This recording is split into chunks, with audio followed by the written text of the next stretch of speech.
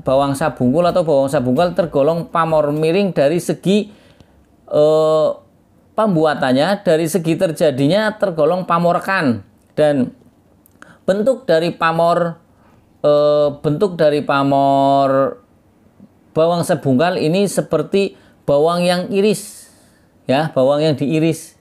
Nah, kalau ini kan bentuk dari pamor untu walang seperti wengkon, tepen, atau seperti wengkon. Kalau wengkon kan garis dari samping ke ujung turun itu lurus. Tapi kalau pamor wengkon yang ini, untu walang ini, ya, itu pamornya adalah seperti mata gergaji atau seperti giginya belalang, makanya dinamakan untu walang, ya, sahabat Pusaka Jawa, ya. Paham ya? Ini juga hampir sama kayak pamor wengkon. Nah, kalau pamor bawang sebungkul atau bawang sabungkal, posisinya ada di bawah atau di sor-soran keris badik pedang seperti ini. Seperti iris bawang dibelah jadi dua tuh, lihat dalamnya. Oke ya. Assalamualaikum warahmatullahi wabarakatuh. Salam sejahtera, salam budaya. Rahayu, rahayu, rahayu. Berjumpa lagi dengan saya Mas Oo di channel Pusaka Jawa Official. Alhamdulillah wa syukurillah. Segala puji bagi Allah yang telah memberikan segala nikmatnya. Nikmat yang paling besar bagi kita adalah nikmat iman dan Islam, serta nikmat diberikan kesehatan di antara nikmat-nikmat yang lain yang tidak bisa kita sebutkan secara zahir maupun batin. Salawat serta salam semoga selalu tercurah kepada junjungan Nabi besar kita Nabi Muhammad SAW beserta keluarganya, sahabatnya, serta pengikutnya ila yaumil akhir. Allahumma ij'alna minhum. Semoga kita semua digolongkan umat Rasulullah SAW dan kelak di akhirat kita mendapatkan syafaat dari beliau. Sahabat Pusaka Jawa dimanapun Anda berada, semoga sahabat Pusaka Jawa selalu dalam keadaan yang terbaik, ya. Kemudian dijauhkan dari segala mara bahaya baik zahir maupun batin, dijauhkan dari segala macam musibah baik musibah banjir, longsor, angin topan, gempa, musibah penyakit maupun musibah ekonomi. Sahabat Pusaka Jawa yang sedang sakit, semoga Allah segera angkat penyakitnya, kemudian diberikan kesembuhan dan diberikan bonus ganjaran pahala berupa karena telah sabar dalam menjalani kodo dan kotornya berupa sakit. Sahabat Pusaka Jawa yang sedang mengalami keterpurukan ekonomi, usahanya bangkrut, rezekinya seret, semoga Allah bukakan keran rezekinya lebar-lebar dan mendapat rezeki yang berkah berlimpah sampai ke anak cucu. Tidak cuma sahabat Pusaka Jawa yang saya doakan, teman-teman sahabat Pusaka Jawa, handai tolan sahabat Pusaka Jawa pun saya doakan hal sedemikian rupa. Sahabat Pusaka Jawa dimanapun Anda berada, kali ini saya akan membabar satu bilah pusaka berdapur keris lurus yang sangat masyhur. Saya sudah sering berkali-kali membahas dapur ini, tapi saya akan membabar dapur ini karena satu mempunyai keistimewaan, di bilah pusakanya tertancap atau tertanam 3 pamor. Yang kedua, asal dari keris ini didapat dari salah satu termasuk situs sejarah untuk wilayah Tegal, karena di situ terdapat makam min auliaillah, yaitu Ki Gede Sebayu, yaitu Bupati pertama Tegal. Nah, keris ini adalah keris yang masuk dalam unsur 4 pondasi ketika seseorang ingin mengkoleksi keris banyak, pusaka atau sanaji yang banyak. Biasanya leluhur kita sebelum mengkoleksi yang banyak, maka koleksilah yang 4 ini dulu sebagai pondasi.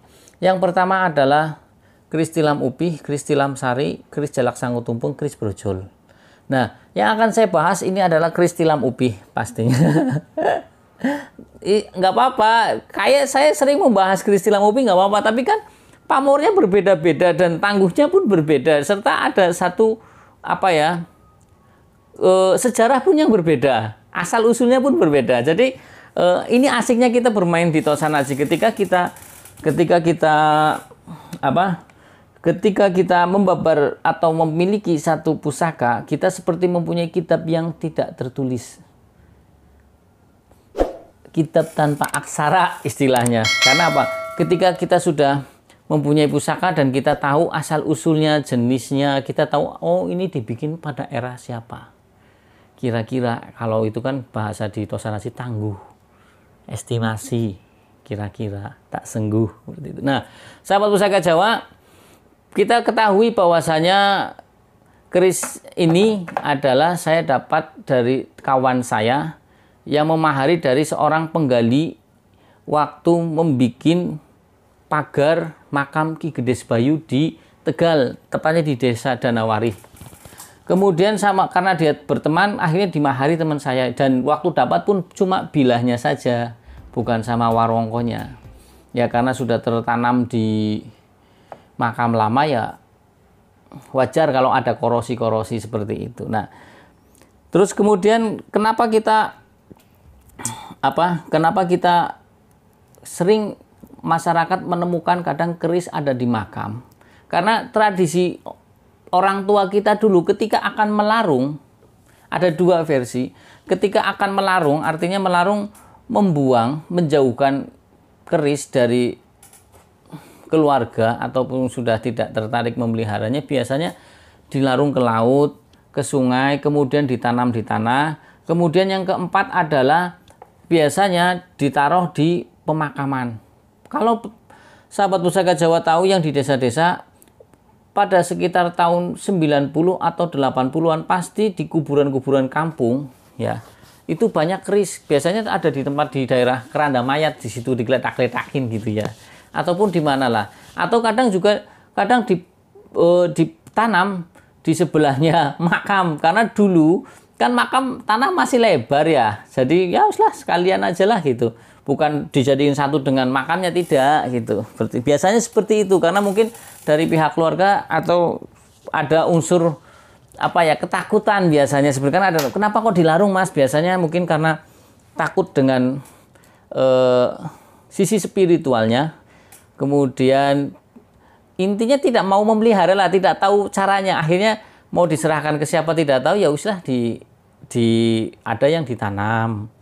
Ada yang dilarung ke sungai, dibuang ke sungai besar, ada yang dibuang ke laut. Nah, makanya kadang kita sering menemukan keris-keris di daerah pemakaman. Nah, kita bahas keris ini kenapa? Karena ini mempunyai 3 pamor yang istimewa.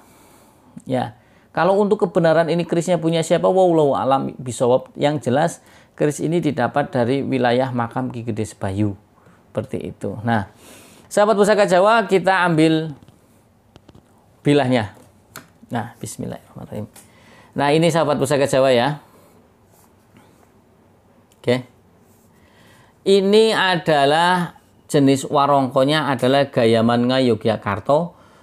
Dengan kayunya adalah kayu Katimoho pelet selempang sampir, karena miring, kadang ada yang ke sini miring seperti ini. Seperti selempang atau selendang yang disampirkan di sinilah, di jemuran lah. Kemudian untuk bicara pendoknya, ini pendok bunton ya. Polanya adalah patran ageng ya. Pola patran ageng bentuknya adalah bentuk gambar bunga yang besar ini. Di sini kan ada bunga yang kecil-kecil.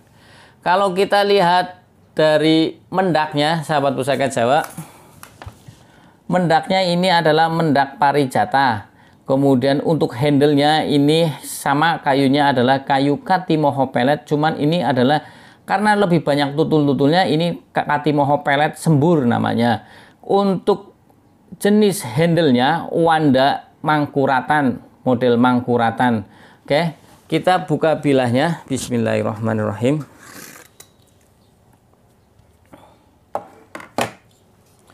Nah, sahabat Pusaka Jawa, kita lihat ciri-ciri dari keris tilam upi adalah bilahnya lurus, kedua di bagian bilah ini datar atau rata, artinya tidak ada gigir sapinya. Angger wong Tegal Brebes plenjukannya kayak polisi tidur di bilah sininya agak begini, kayak punggungnya sapi atau gigir lempu. Ini rata ya. Kemudian memakai gandik yang lugas. Ini gandiknya polos, lugas artinya polos. Di sini ada tikel alis. Tikel alis ini seperti tikel, bentuknya seperti alis manusia. Ini kalau kita raba melengkung, ada cekungan ke sini ke atas, melengkung seperti alisnya manusia. Kemudian memakai pejetan atau belumbangan. Itu saja ricikannya, sahabat Pusaka Jawa. Gampang ya, tilam upi. Nah, keris tilam upi adalah keris yang tidak saya sampaikan tadi, yang menjadi dasar satu orang ketika hendak memilikinya. Bukan karena keris tilam upi banyak dijumpai oleh di masyarakat, terus kemudian keris tilam upi ini menjadi keris yang biasa. Tidak. Karena apa? Ketika kita bicara tentang saat sekarang saja, orang hampir mayoritas mempunyai motor, orang hampir mayoritas mempunyai handphone.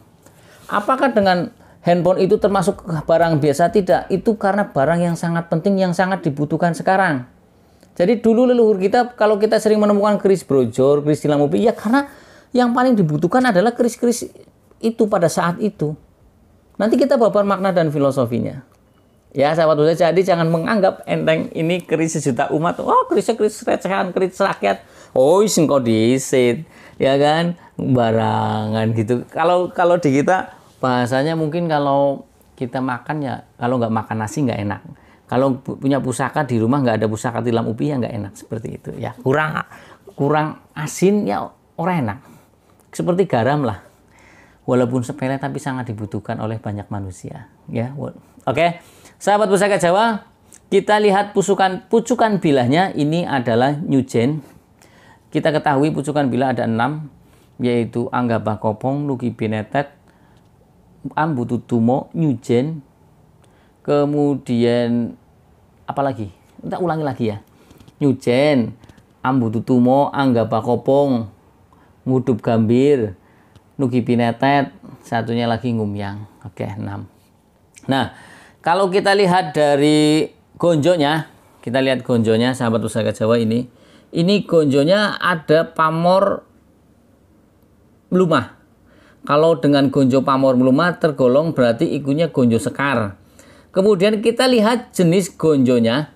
Kita lihat jenis gonjonya ini. Kalau kita dilihat dari sirah cecak sini ke bawah, ini adalah sebit rontal atau daun ron yang dicabik-cabik.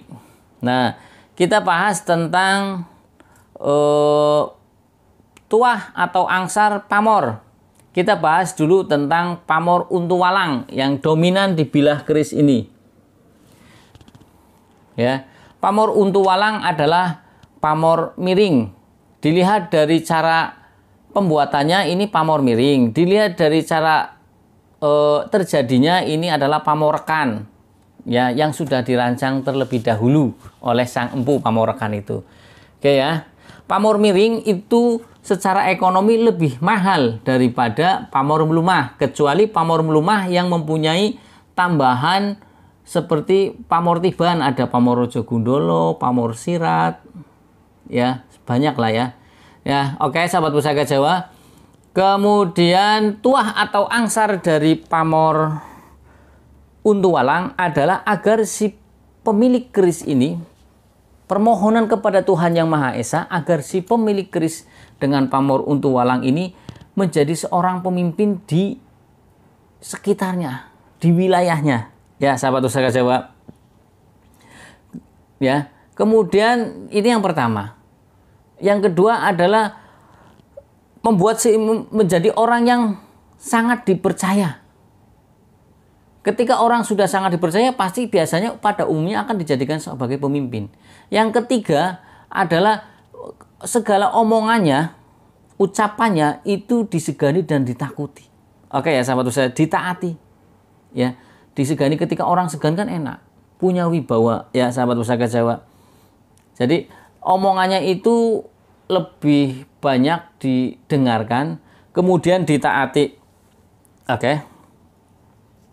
Jadi tentunya kalau ditaati ya pasti didengar ya sahabat Pusaka Jawa. Dan biasanya kalau untuk pamor untu walang, berarti kalau dilihat dari seperti itu, yang pertama adalah dari dia permohonan kepada Tuhan agar si pemilik pamor untu walang ini di wilayahnya sangat dipercaya atau dituakan lah ya. Kemudian setelah dipercaya pasti dia akan menjadi seorang pemimpin. Di sini memang untu walang adalah agar dianggap sebagai pemimpin di wilayahnya. Jadi mau tidak mau orang itu karena sudah sangat disepuhkan, sangat dipercaya oleh wilayah sekitarnya, maka dia dijadikan seperti pemimpin. Ya. Kemudian segala tutur katanya, ucapannya, omongannya itu didengar dan ditaati. Kalau wong Jawa ngomong sendika dawuh, kalau di kita di Arabe sami'na wa ata'na, saya dengar dan saya laksanakan, saya taati. Oke ya. Terus pamor untu walang lebih cocok cenderung untuk siapa Mas Ho? Ya pasti tadi sebagai untuk pemimpin. Kedua, orang yang punya profesi sebagai guru. Guru pun cocok, ustadz, kiai. Ya pemimpin cocok karena di situ tersemat doa dan harapan kepada Tuhan Yang Maha Esa agar omongannya itu dipercaya, didengar, ditaati. Ya. Sekarang yang kedua adalah pamor bawang sabungkul. Bawang sabungkul atau bawang sabungkal adalah pamor miring. Bawang sabungkul atau bawang sabungkal tergolong pamor miring dari segi pembuatannya, dari segi terjadinya tergolong pamorkan. Dan bentuk dari pamor bawang sabungkal ini seperti bawang yang iris, ya, bawang yang diiris. Nah, kalau ini kan bentuk dari pamor untu walang seperti wengkon, tepen atau seperti wengkon. Kalau wengkon kan garis dari samping ke ujung turun itu lurus. Tapi kalau pamor wengkon yang ini, untu walang ini, ya itu pamornya adalah seperti mata gergaji atau seperti giginya belalang, makanya dinamakan untu walang. Ya, sahabat Pusaka Jawa ya, paham ya? Ini juga hampir sama kayak pamor wengkon. Nah, kalau pamor bawang sebungkul atau bawang sabungkal, posisinya ada di bawah atau di sor-soran keris, badik, pedang, seperti ini. Seperti iris bawang dibelah jadi dua tuh, lihat dalamnya. Oke ya. Kemudian tuah atau angsar dari pamor bawang sebungkul atau bawang sebungkal adalah agar permohonan kepada Tuhan Yang Maha Esa agar si pemilik pamor bawang sebungkal itu keluarganya menjadi tentram, harmonis, bahasa sekarangnya harmonis, samawa, sakinah, mawaddah warahmah. Ya, kemudian yang kedua adalah menjadikan si pemiliknya ini hatinya menjadi tenang. Jadi doa yang disematkan pada bilah pusaka yang berbentuk pamor bawang sebungkul ini adalah sang empu memasukkan doa yang dilambangkan dengan pamor sebungkul agar rumah tangganya tentram, si pemilik ini menjadi tenang. Karena banyak sekali orang yang kaya, orang yang sukses itu hidupnya tidak tenang. Orang yang tenar hidupnya tidak tenang. Banyak, saya tidak usah saya sebutkan, banyak artis India, artis Barat yang meninggal karena bunuh diri. Padahal kurang apa mereka? Materi banyak, tenar iya. Kenapa mereka bisa berpikir untuk bunuh diri? Na'udzubillah min dzalik, karena ya maaf hatinya tidak tenang. Ya, biasanya begini sahabat, pikiran kita kacau, ya, pikiran kita panas, tapi kalau hati kita tenang, kita slow saja, orangnya adem. Tapi kalau hatinya nggak tenang, pikirannya adem, koslet saja. Serius. Sahabat pusaka aja bisa nitenilah. Orang yang ahli zikir, masalah itu tiap hari datang. Panas, entah itu masalah rumah tangga, entah masalah dari luar, entah itu masalah apalah ya, pekerjaan dan lain sebagainya. Tapi Allah kasih ketenangan batin. Jadi ketika menghadapi masalah itu ya santai saja. Santai saja, walaupun ini pusing. Itu perbedaan antara hati tenang dengan pikiran panas. Kita milih hati yang tenang. Dengan hati yang tenang kita biasanya bisa menyelesaikan masalah secara jernih.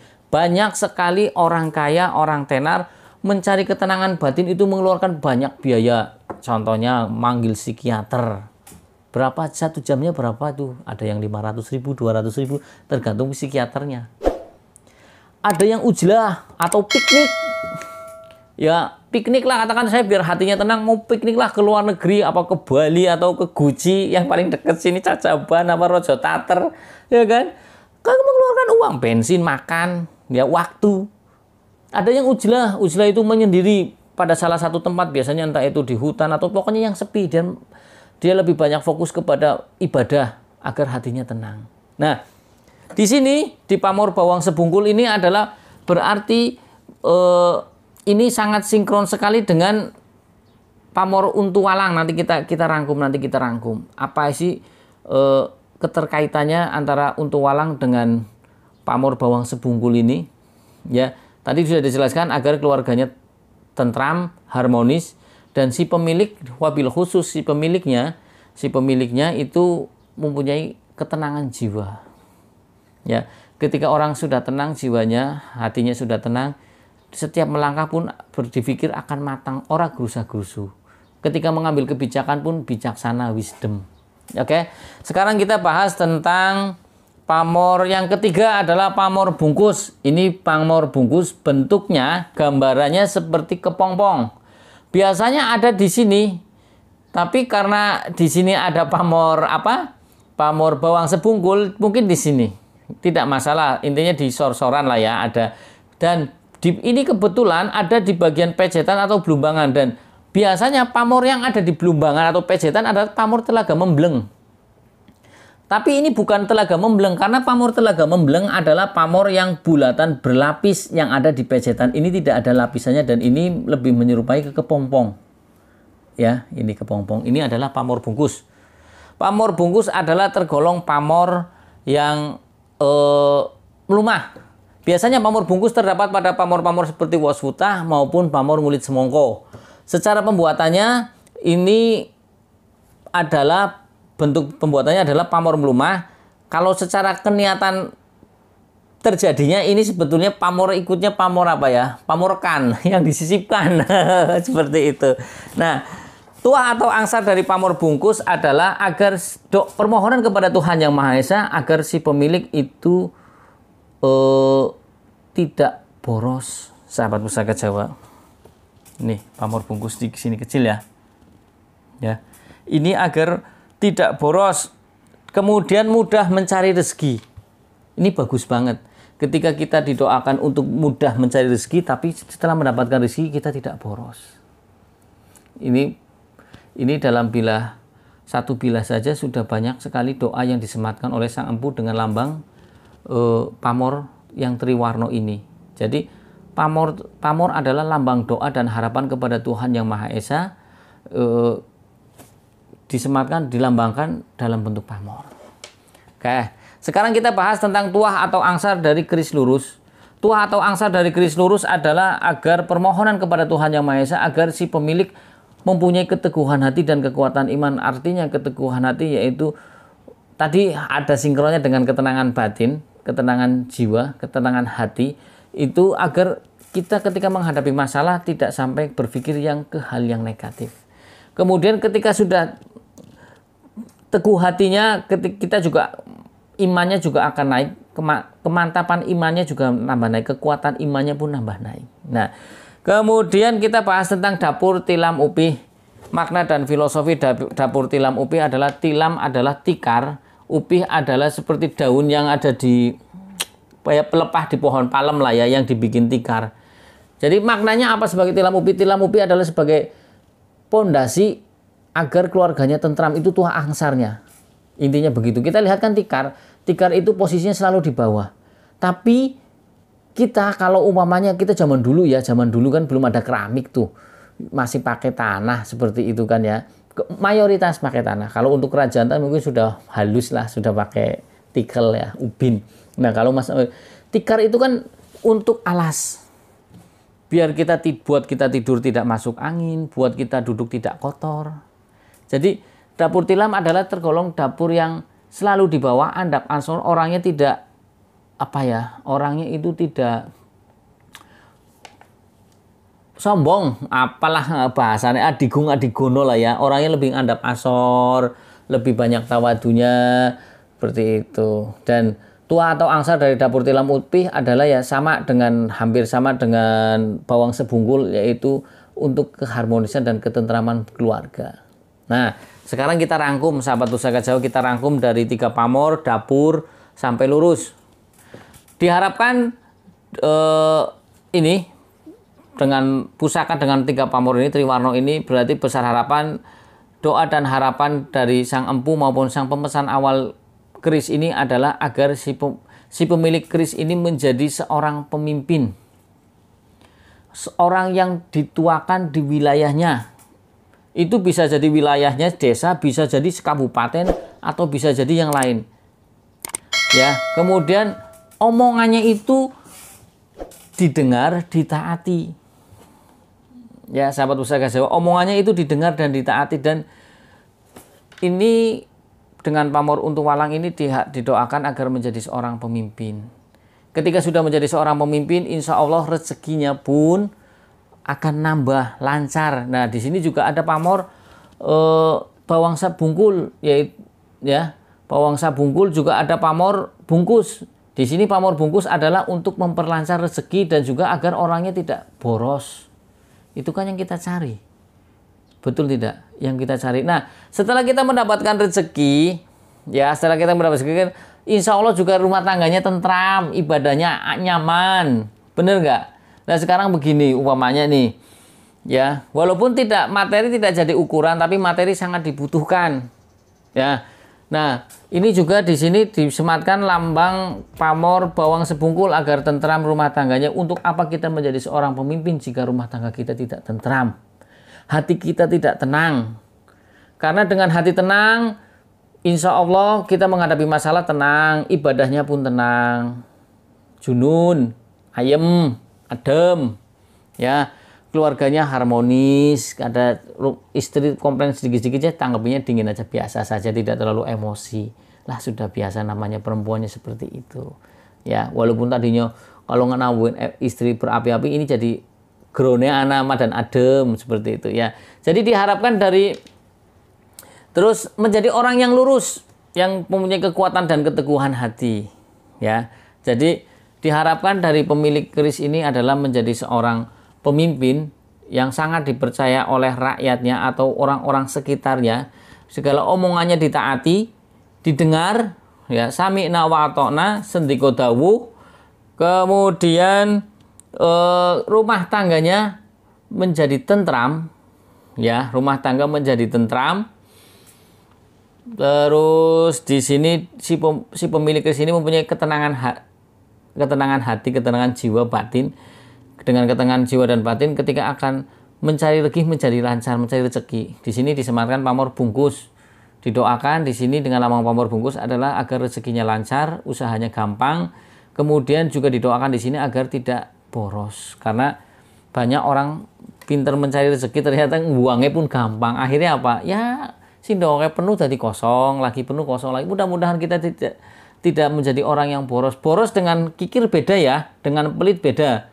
Kalau kikir itu ya, kalau kikir itu entah itu buat beramal, entah itu buat orang lain atau buat diri sendiri, kadang pelit. Seperti itu. Beda dengan orang yang boros ya, boros. Jadi agar kita tidak boros, ginilah, boros itu lebih banyak kepada dipakai untuk hal-hal yang tidak berguna. Jadi kalau tidak boros itu bukan bermaksud juga kikir. Jadi tetap untuk sodako ya sodako, ada masjid orang membutuhkan sumbangan, tetangganya sakit ya kasih. Ada sumbangan dari untuk jalan rusak dikasih. Panitia Agustusan ngasih. Karena kan di situ sudah jadi seorang pemimpin, rezekinya banyak, keluarganya tenang, apalagi coba. Punya banyak harta kalau tidak didermakan, itu akan menjadi kesumpekan hati. Itu otomatis. Silakan saja. Kurang zakatnya baik. Sumpek. Allah akan memberikan satu kesumpekan pada hari. Padahal keluarganya lah sing penyakitan, tapi hati ini sumpek. Setelah nanti keluarkan zakat nanti tenang. Nah di sini disematkan doa seperti itu ya. Jadi intinya adalah di sini didoakan doa dari Sang Empu kepada Tuhan Yang Maha Esa, dan agar si pemilik ini menjadi seorang pemimpin yang didengar, ditaati oleh para pengikutnya atau bawahannya. Kemudian keluarganya menjadi harmonis, tentram. Kemudian rezekinya lancar, si pemilik juga punya hati yang tenang. Dengan hati yang tenang bisa menjadi satu pembawaan yang adem ya, mengeluarkan kebijaksanaan. Sebagai seorang pemimpin pun bijaksana ya. Kemudian rezekinya lancar dan tidak boros. Oke ya sahabat Pusaka Jawa, ditambah ini dengan dapur tilam upi, kan tadi sudah disebutkan tuh angsarnya adalah untuk ketentraman keluarga. Jadi double ini dengan lambang dari dapur tilam upi ditambah dengan bawang sabungkal atau sabungkul, ini sama, tambah kuat akhirnya. Nah, kalau kita lihat dari selorok besinya sahabat Pusaka Jawa, kalau kita lihat dari selorok besinya ini hitam kehijauan.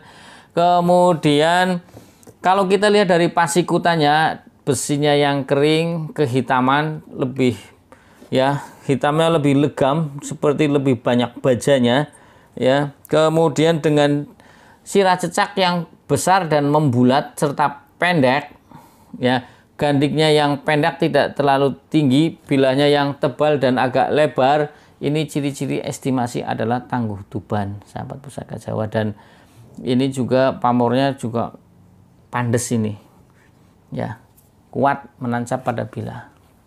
Oke ya sahabat Pusaka Jawa, tadi sudah saya jelaskan semuanya. Bila saya ada salah-salah kata, saya minta maaf. Kesalahan mutlak milik saya, kebenaran milik Allah Subhanahu wa taala. Sahabat Pusaka Jawa yang belum subscribe, silahkan pencet tombol subscribe, like, share, and comment.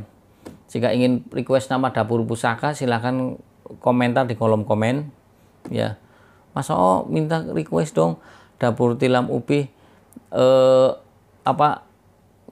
Kanjeng Kiai Sirap, Kanjeng Kiai Sri Sadono, Kanjeng Kiai Pulanggeni. Wah, ngeri kita. Itu pusakanya Keraton Ngayogyakarta yang dapurnya adalah Dapur Tilam Upih juga. Jadi Keraton Ngayogyakarta juga punya Dapur Tilam Upih yang tadi 3 saya sebutkan, yaitu Kanjeng Kiai Pulanggeni, Kanjeng Kiai Sirap, Kanjeng Kiai Sri Sadono. Itu dapurnya seperti ini, Dapur Tilam Upih. Ya sahabat Pusaka Jawa, dari saya itu saja. Assalamualaikum warahmatullahi wabarakatuh. Salam sejahtera, salam budaya. Rahayu, rahayu, rahayu.